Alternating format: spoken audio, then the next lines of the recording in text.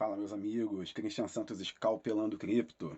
Cara, eu acredito que esse vídeo aqui ele vai ser muito útil para você mostrar para um amigo ou para um familiar que talvez ainda não acredite que criptomoeda seja dinheiro. Eu sei que essa altura do campeonato ainda tem muita gente que não sabe o que é criptomoeda, ainda tem muita desconfiança, até mesmo porque muitas pessoas utilizam criptomoeda em esquemas fraudulentos, por exemplo, e as pessoas ainda têm muita dúvida se criptomoeda é dinheiro. Será que está todo mundo num delírio coletivo colocando dinheiro em Bitcoin, em Ethereum, comprando altcoins, comprando moedas de projetos completamente desconhecidos, colocando dinheiro em tokens, né, em projetos que se autoproclamam como moeda, digamos assim, né, e aquilo ali não foi emitido por um governo, porque até então muitas pessoas pensam que dinheiro é somente a moeda a moeda emitida pelo governo. Né? É fato que dinheiro é algo que as pessoas reconhecem valor.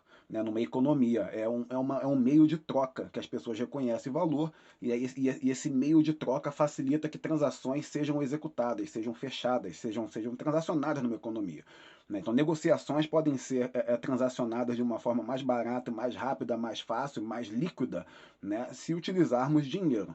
Né? E dinheiro a gente conhece tradicionalmente como moeda, como dólar, real, dinheiro, um dinheiro emitido por um governo. Né? Agora, é fato que dinheiro ele também se manifesta de outras formas. Pode ser, por exemplo, uma carta de crédito, por exemplo. Você tem uma carta de crédito de um banco que te permite ir a uma concessionária de um carro, por exemplo, e comprar um carro com aquele papel, com uma carta de crédito. Né? Porque a concessionária, de alguma forma, reconhece aquela carta de crédito ali como algo que carrega valor, como dinheiro.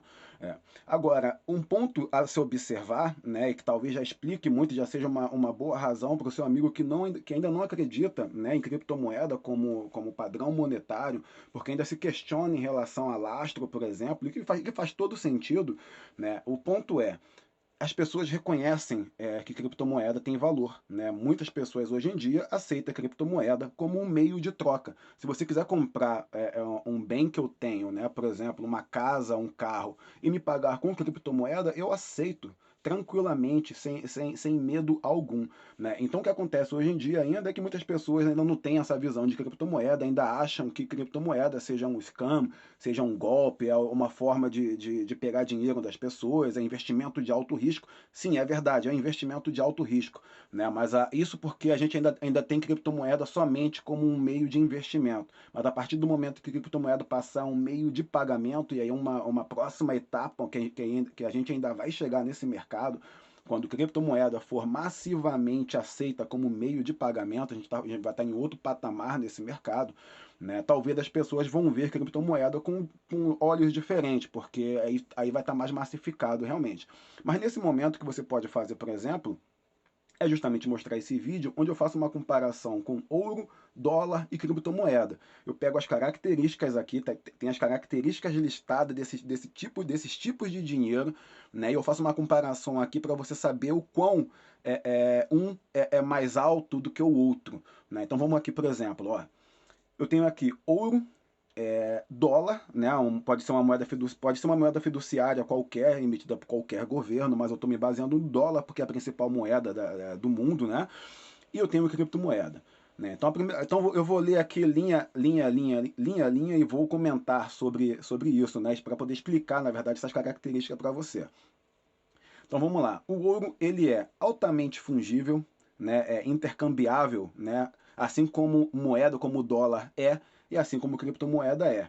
Né? Significa que eu consigo pegar ali meus R$ 10 aqui no meu bolso, é igual os seus R$ 10 aí no seu bolso, e a gente consegue trocar, eu consigo trocar com um terceiro, e esse valor ali ele continua o mesmo e pode circular entre nós de forma muito fácil. Né?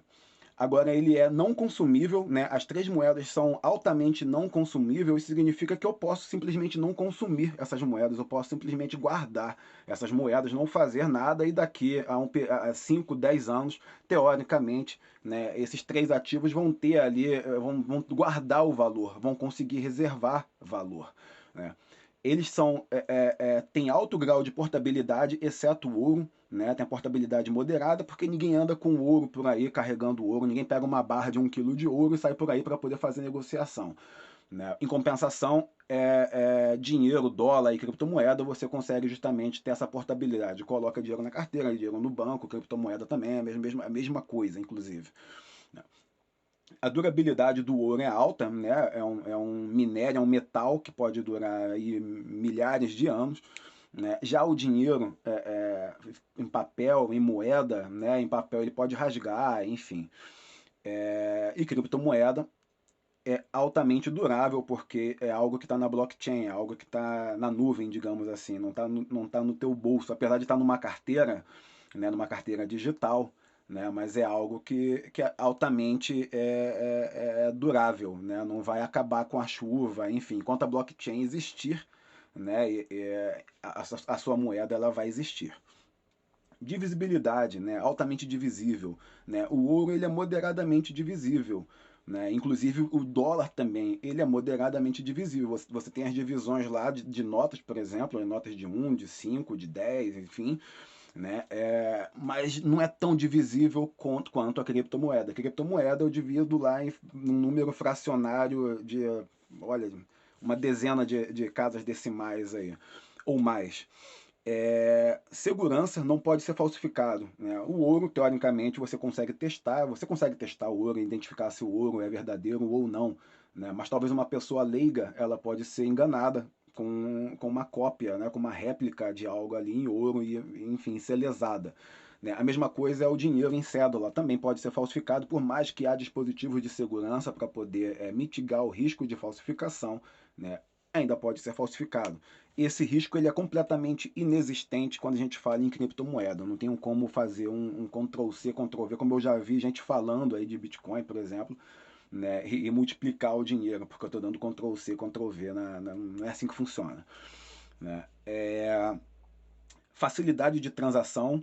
Ouro tem baixa facilidade de transação porque você não sai por aí com ouro na mão e, cara, me paga. O cara quer tomar um sorvete, você quebra lá uma migalhazinha ali do seu ouro, pesa e paga com ouro. Isso não acontece, então não tem facilidade de transação, né? E já diferente com dólar e com criptomoeda, você tem altamente transacionável, né? É muito fácil de transacionar utilizando essas moedas, né? Escassez, supply previsível, né? O ouro, o supply é moderadamente previsível, já se tem uma ideia das reservas de ouro que existe, que estão depositadas em bancos, por exemplo, né? Mas não se tem ideia do ouro que ainda não foi descoberto, que ainda pode ser descoberto.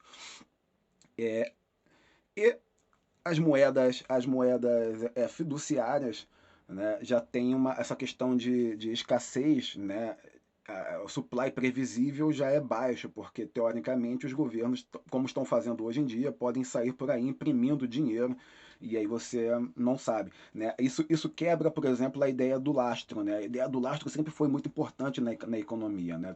Por décadas, por séculos, talvez as economias tenham baseado a quantidade de dinheiro circulante numa economia baseada em suas reservas de ouro, né? Os Estados Unidos, em determinado período, nos anos 70, os caras foram gênios, né, em meio que migrar, né, o lastro do dólar para o petróleo, né? Então, a partir do momento que os Estados Unidos eles conseguem fazer acordo com os países orientais, com os grandes produtores de petróleo, para só utilizar dólar nas negociações de petróleo com o mundo inteiro, né? Basicamente o que os Estados Unidos faz é isso, lastrear o dólar no petróleo, né? Mas ainda assim, hoje em dia, o que acontece é que os governos estão imprimindo dinheiro a lá vão ter. E com criptomoeda, né, se a gente falar em moedas com supply definido, como Bitcoin, né, Ethereum agora que está virando deflacionária, então isso é muito mais fácil de você estimar e de prever, né, a quantidade de moeda circulante no mercado.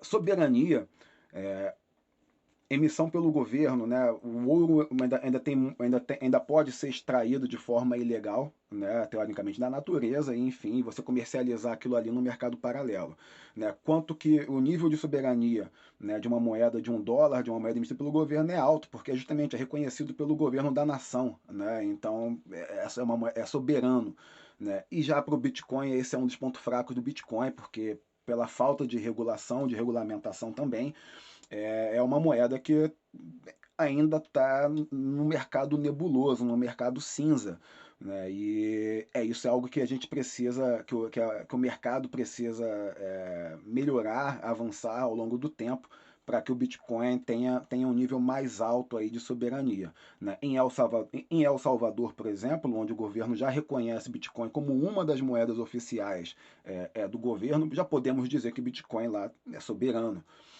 Descentralização, nem ouro nem dólar te permite isso, né? E já a blockchain é uma rede que é totalmente descentralizada, né?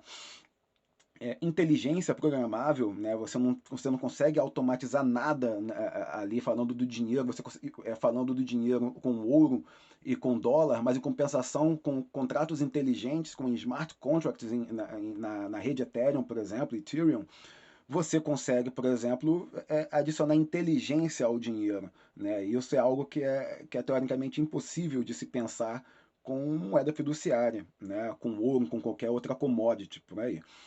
E compliance, né? Acho que é o último ponto aqui, e é onde também criptomoeda, a gente também tem um nível baixo de compliance, isso também é um problema que precisa ser resolvido. Infelizmente estar em compliance, atender regulações de certa forma, é estar submisso, né, ao governo, a forças centralizadoras. Mas eu não vejo um caminho para Bitcoin, para criptomoeda, para blockchain, né? Eu não vejo um caminho que é saudável para esse mercado que não seja atendendo, né, a regulações de mercado.